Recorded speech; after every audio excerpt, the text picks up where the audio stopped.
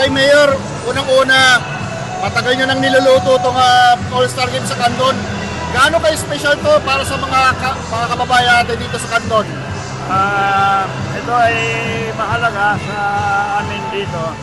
This place, ito ang biggest, one of the biggest, most populous barangay dito sa Candon. San Isidro. Itong bibigyan ng PBA ng bagong pintura na flooring for basketball. And ngayon nakikita mo na yung project nyo na matagal nyo nang niluluto. Nakikita nyo yung gano'ng kasasaya ang mga tao. Anong pakiramdam nyo na eto, nagbibigay tayo ng saya sa mga tao dito?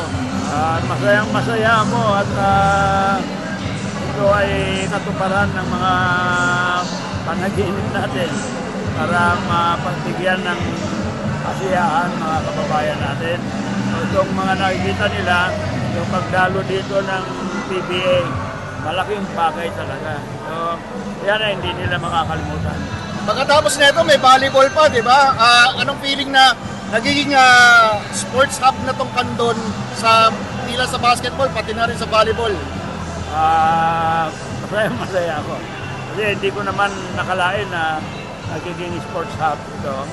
Ginagawa lang namin, ginagampanan namin yung dapat lang namin gawin as host ng syudad at nagustuhan namin naman ng mga national teams ng ating mga sports, volleyball, basketball.